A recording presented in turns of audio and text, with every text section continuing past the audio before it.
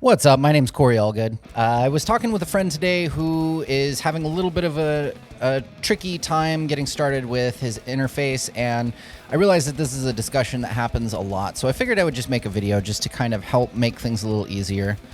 This video is going to assume that you've already gone through the process of installing the drivers for your interface, and then you plugged your interface into your computer via USB or FireWire or whatever you've got. The first thing that you want to do is, depending on what interface you've got, you're going to have a different program that controls the interface itself. I think that Focusrite's is called like ACO Control Panel. I know Steinberg has one, and I don't remember the name of it. I know that the Audio Evo 4 has one. Like each one has their own. In the case of mine, now I personally love the Behringer interfaces, and so for my interface, Behringer gives you a program called UMC Control Panel. All of these programs are pretty much the same thing. Some have a couple extra features and some don't. The first thing that you're going to want to take a look at, if you can change it, your sample rate could potentially be set at 48,000 hertz or 48 kilohertz. Personally, I prefer to do it that way just because I use modelers that are dead set at 48 kilohertz, and I figured just matching them the best is the best for me. I also run into an issue if I have a sample rate mismatch between my AXFX and my interface when I'm using SPDIF connection. I run into some really strange problems, so I just keep mine hard set at 48 kilohertz. If you would rather stay at 44.1, I mean, that's totally your call. It's not really going to hurt anything, especially if you're just going straight into the inputs of your interface. But the big one that we want to take a look at first is buffer settings. Now, what I typically like to do with my buffer settings when I'm worried about recording is I like to start at 64 samples, and I like to go as big as I can go without introducing latency. So what an ACO buffer size is it tells your interface how much audio during tracking to hold on to so that you get a better sound quality. So you would think, oh, well, then as big as possible is the best way to go. And to an extent, you'd be right. The problem is that you're trading off real time for that. The buffer takes time to process within the interface. And so if you set it at, say, 2048 sample or buffer size for your ACO buffer, you're going to run into a problem where you're going to strike a note on your guitar or your bass or your vocals or something like that, and you're not going to get the return note for about 2 or 3 seconds. And you don't want that. It's impossible to track with that much delay. So what I like to do is I like to go down to 64 samples, and I like to test and see how that's working. If that's working well for me, then I'll typically stay with it. If the sound quality gets really scratchy, I'll go up. Or if I'm noticing latency, I'll go back down. Ultimately, as long as you've got your latency within about 7 milliseconds, it should be good enough for most people. There are some people who swear they can hear a difference, and they probably can, but I personally, 7 milliseconds doesn't affect me all that much. If you can get it down to 5 without getting scratchy sounds, I definitely recommend that. But 7 at least is where you want to be for your milliseconds. So if you are noticing too much latency, you're going to want to make your buffer size smaller. If you're noticing too many scratches or pops in the audio quality, you want to make your buffer size bigger.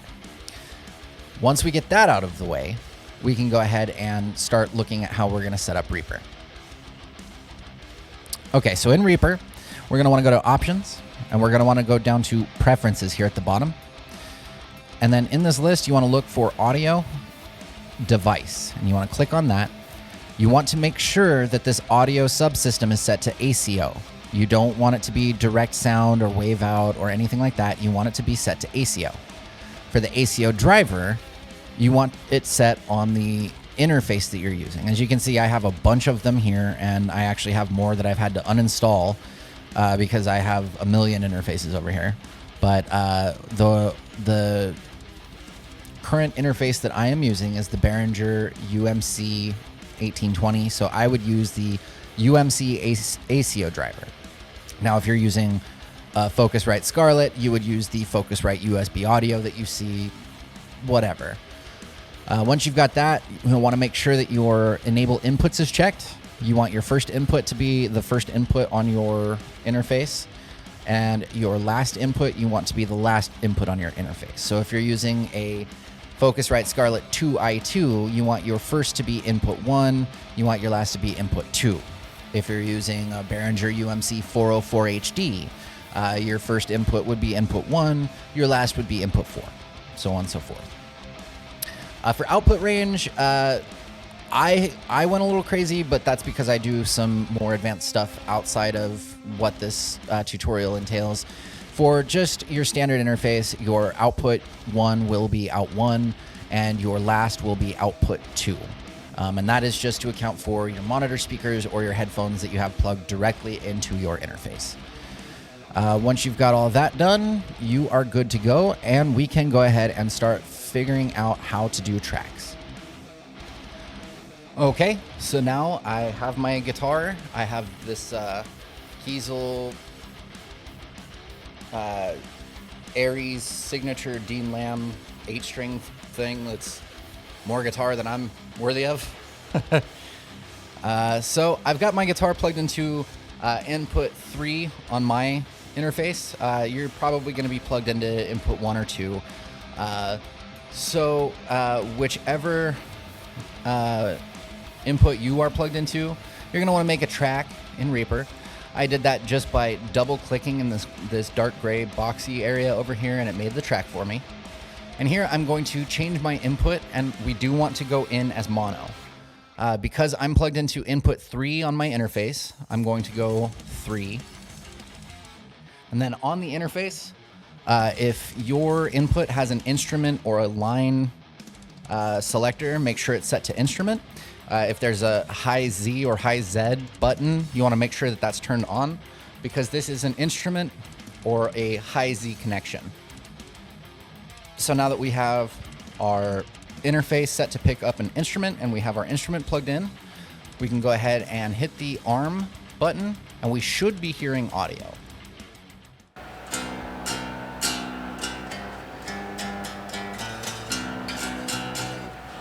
Okay, so we've got some audio. So now we have our first portion of gain staging. Now this part's going to be a little bit trickier to get used to versus just using a physical amp. You have to get used to the idea of gain staging, because you're going to want to first stage the gain from your guitar to your interface, and then from that signal to some sort of boost, into some sort of amp, into some sort of IR.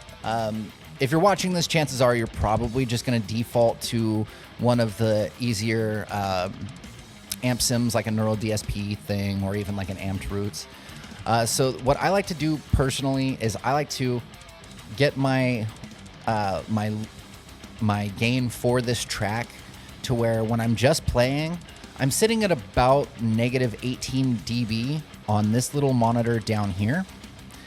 And then when I play as hard as I normally would, it peaks at about -6 dB here. So I'm going to go ahead and do that now.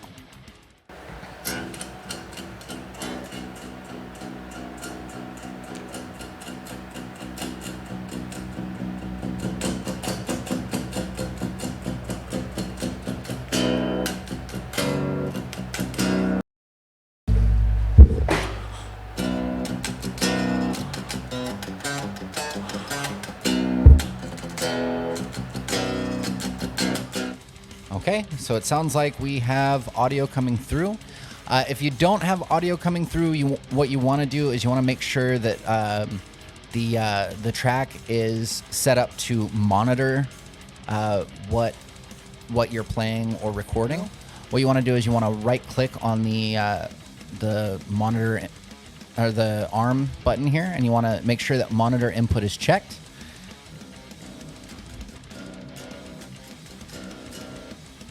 Okay, so now that we've got that, we can go ahead and add an amp sim. Now, if you're using Neural DSP, you're going to find all of those under, if you go to developers in your FX, you'll find Neural DSP. Now, I only had a little trial on there that's expired, so I'm just going to use a different amp sim, but the overall premise is the same. So I am actually going to open up Amped Roots, and this is Fluff's free amp sim.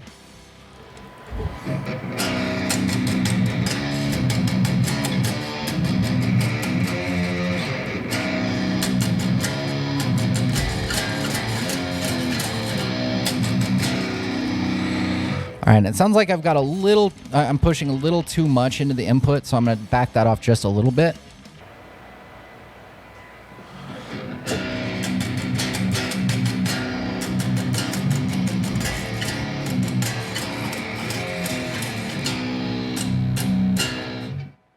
All right. Now, if you're sitting in front of your computer, chances are you're going to hear that noise that you're hearing or something like it. And that's just from all of your computer, like your monitor and your speakers and your headphones and all of the electronics sitting around you. So the easiest way to cut that out is to open up whatever amp sim you're using and see if they have a noise gate, turn it on, and all of a sudden it goes away. But when you play,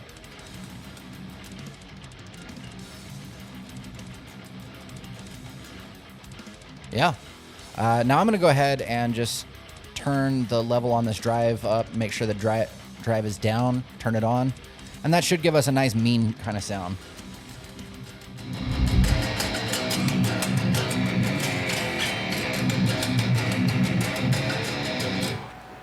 And there you go. And then as far as recording, now that we have the track armed, we can go ahead and just hit this record button, and I'm going to go ahead and turn a metronome on. And I do that just by clicking. Now, if you want to edit your metronome, you can right-click on it, and you can get all sorts of extra stuff to do with it. I'm not even really going to worry so much. I'm going to change my... Actually, you know what? 120 beats per minute sounds pretty good. And I'm going to just make something up on the spot.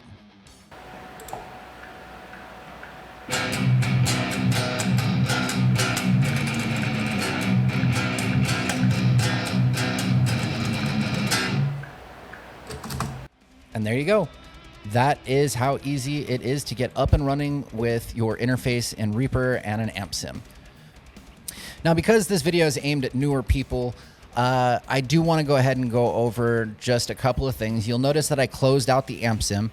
If I want to get it back up so that I can edit it, I have this effects button on my track. I can click on that, and it'll bring me to all of the effects that I have on that track.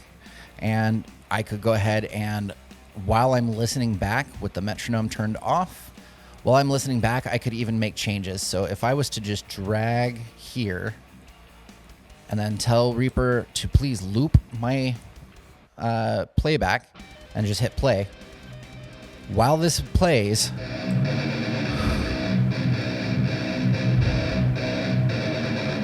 I can dial the EQ on the amp.